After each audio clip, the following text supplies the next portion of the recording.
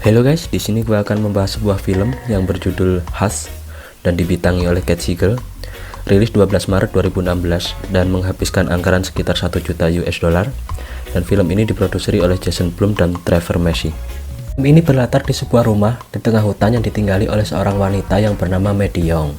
Sedikit penjelasan, Maddie Young ini tunarungu dan bisu sejak usia 13 tahun karena penyakit meningitis yang dideritanya. Dia juga merupakan seorang penulis novel horor. Maddie tinggal seorang diri di rumah itu dan hanya ditemani seekor kucing peliharaannya. Gak usah bertele-tele lagi, gimana alur ceritanya? Langsung aja kita simak bersama-sama. Suatu ketika saat Maddie sedang masak di dapur, dia didatangi temannya bernama Sarah. Sarah yang datang bermaksud untuk mengembalikan buku yang telah dipinjamnya. I finished your book. Sarah ini merupakan tetangga sekaligus teman Maddie, yang rumahnya agak berjauhan dari tempat Maddie, dan memiliki seorang kekasih yang bernama John. Mungkin si John ini kita bahas di scene selanjutnya. Lalu mereka berbincang-bincang di teras, membahas buku yang ditulis oleh Maddie. Sarah menyukainya, dan Sarah memuji atas hasil karya Maddie tersebut. Selang beberapa saat, tiba-tiba alarm kebakaran rumah Maddie berbunyi.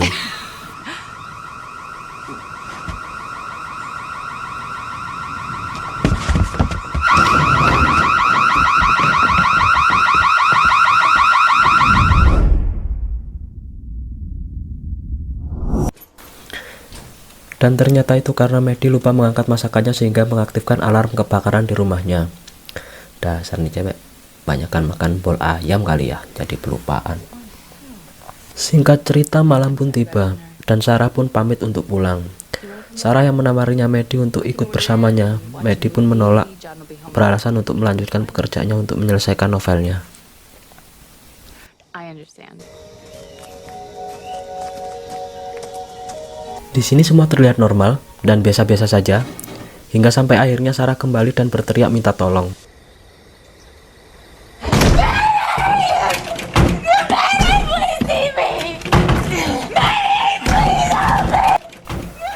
Maddie yang tuli tak bisa mendengar saat Sarah berteriak minta tolong, sampai akhirnya Sarah mati dengan ditusuk berkali-kali oleh pria bertopeng yang mengejarnya.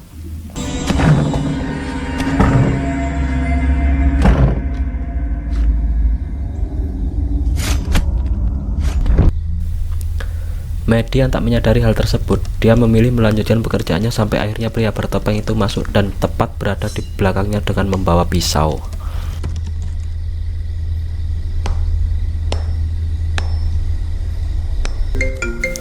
Lalu Max menelpon. Saat mereka berbincang-bincang, Max melihat sesuatu yang bergerak di belakang Maddie dan memberitahu Maddie. Tapi Maddie mengira itu kucingnya, dan Maddie memutuskan untuk mencari kucingnya.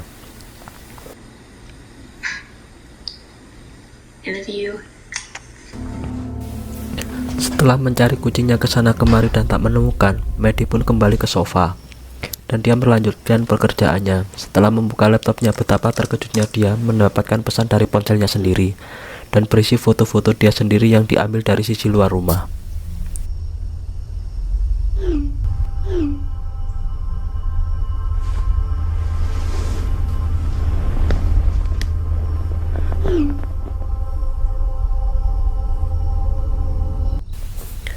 Setelah Maddie melihat ke arah pintu, pria bertopeng itu sudah berada di luar sembari memperlihatkan ponsel Maddie yang telah dibawanya.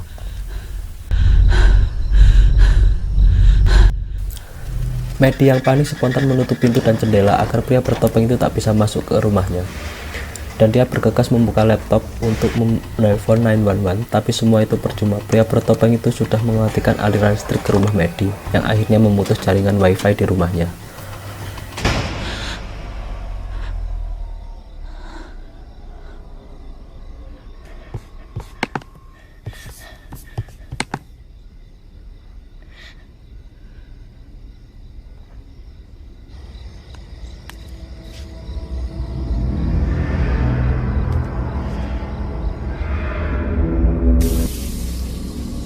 Setelah mematikan listrik, pria bertopeng itu menusuk semua ban mobil Maddie. Dia bermaksud agar Maddie tidak bisa melarikan diri menggunakan mobilnya.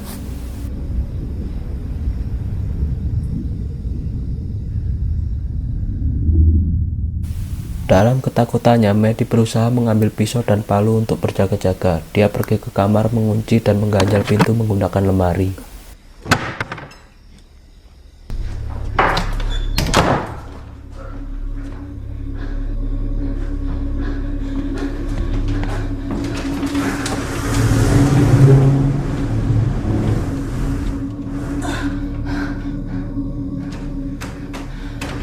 Maddie yang sedang sembunyi mendengar jendela diketok-ketok. Ketika dilihat, betapa terkejutnya dia. Ternyata itu mayat Sarah yang dipegang pria bertopeng itu. Dan dari sinilah Maddie sadar ternyata temannya sudah menjadi korban duluan.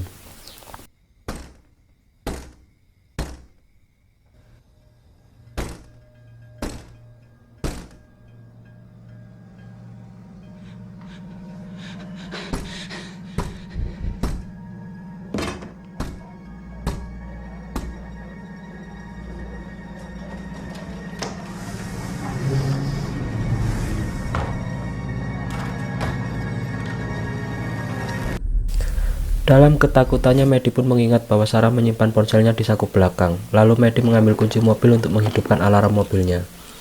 Dia mencoba mengalihkan perhatian pria bertopeng itu, dan Maddie bermaksud mengambil ponsel Sarah untuk meminta bantuan.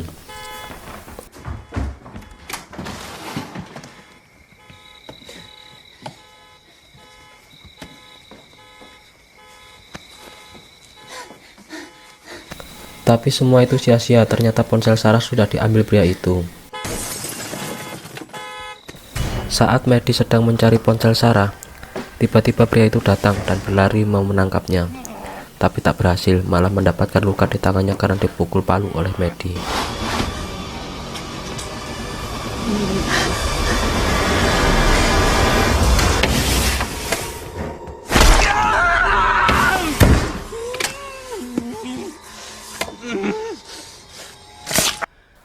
Maddie yang selamat dari pria itu sambil berpikir bagaimana caranya keluar dari rumah dan kabur.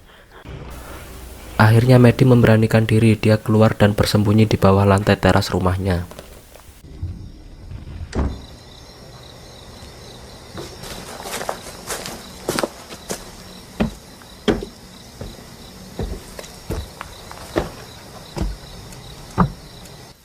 Saat hendak lari dari bawah teras, pria itu mengetahui dan langsung memanahnya. Dan untungnya, panah itu meleset. Dan Maddie yang menyadari hal itu, dia langsung bergegas lari ke dalam rumah.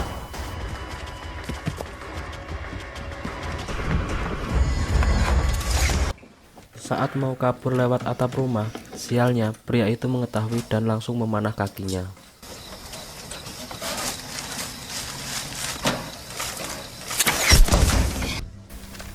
Lalu pria itu naik ke atas atap untuk menangkap Maddie.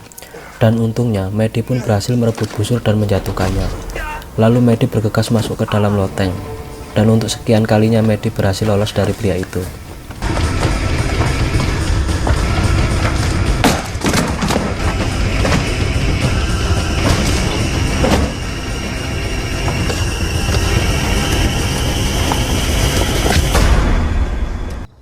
Selang beberapa saat, John yang merupakan pacar Sarah pun datang. Dia mencari Sarah yang belum juga pulang walaupun sudah larut malam.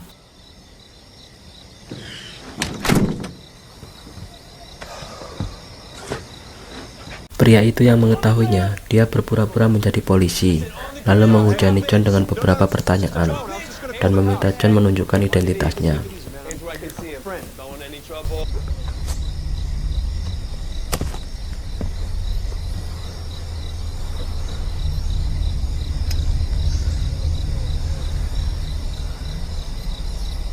You live next door? Yes, sir. Okay. Okay, sir. I'm sorry. Setelah dia melihat-lihat identitas John, lalu dia meminjam ponselnya untuk berpura-pura memanggil bantuan. Deputy. Just barely, though. I can call the sheriff. I can just use your... Here you go. All right. Thanks. Pria ini bermaksud merampas HP John dengan cara yang halus agar John tidak menyadarinya. Dengan cara itu mungkin John bisa berpikir bahwa semuanya baik-baik saja. No one else here, but a neighbor just showed up. Yeah. Okay. See you soon. Your arm okay? Oh, yeah. Tapi John mulai curiga setelah melihat luka di tangannya dan meminta ponselnya yang dibawa pria itu. Oh, just about your size. Actually, like a jock. Linebacker type. Scary guy. Can I get that Dan back? betapa terkejutnya si John, pria itu menjatuhkan anting sarah dari sakunya saat memberikan ponsel John, dan Yeah, disinilah of course. kecurigaan Yeah, John sorry. makin bertambah. So stupid of me. Force of habits.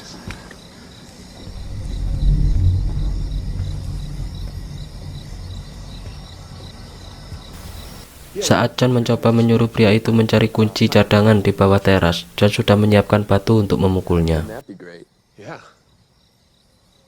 Trashed her car pretty good, huh? Oh, yeah, look at that. Jeez.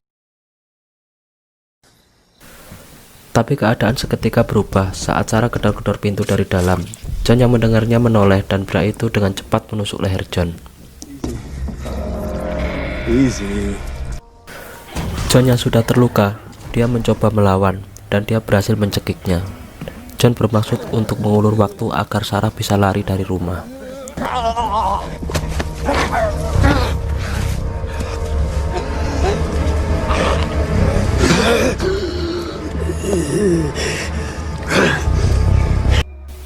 Dan akhirnya John pun mati karena kehabisan darah. Maddie yang sudah putus asa berkecamuk dengan pikirannya sendiri, dan dia memikirkan bagaimana lolos dari pria itu. Dari sekian banyak pilihan, dia akhirnya memutuskan untuk membunuhnya. Crossbow, but that has to be a perfect shot in the heart or in the brain. Heart or the brain. Anything else is not gonna. Too many endings. They're all the same. You can't run, hide, or wait. What does that leave?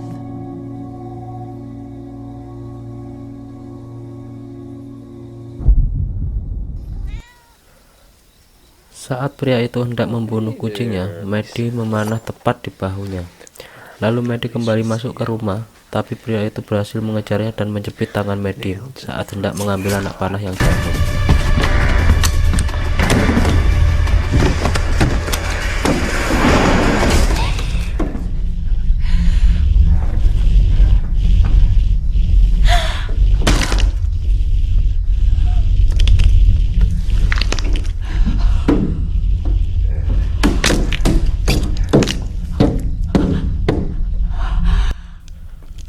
Setelah berhasil menarik tangannya yang terjepit, Maddie menuju laptopnya untuk menulis pesan kepada keluarganya jikalau dia terbunuh oleh pria itu.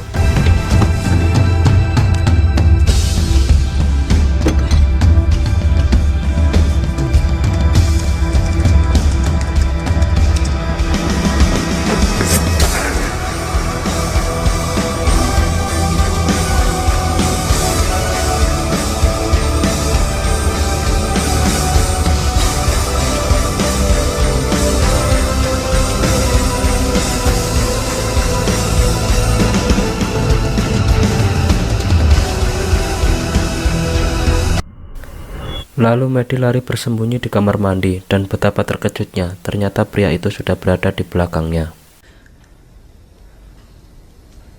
You know what?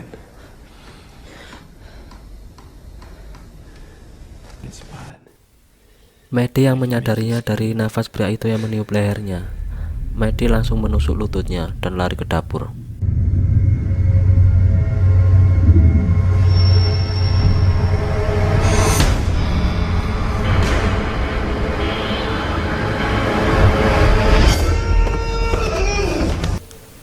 Dengan kaki yang pincang, pria itu berusaha mengejar Maddie dan menemukannya. Sungguh tak terduga, ternyata Maddie menyemprotkan cairan ke muka pria itu yang membuat matanya perih sehingga sempoyongan. Ditambah lagi Maddie menghidupkan alarm kebakaran.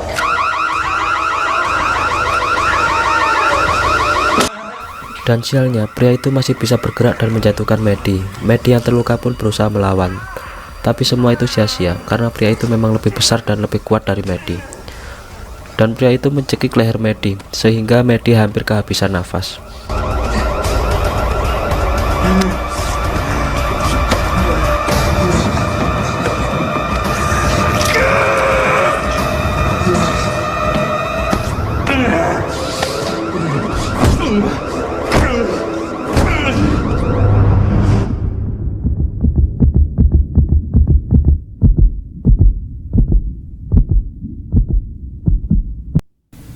Di sisa-sisa tenaganya, Maddie pun berusaha mengambil pembuka botol yang berada di sampingnya, dan Maddie pun berhasil menusuk leher pria itu hingga membuat pria itu mati, dan cerita pun tamat.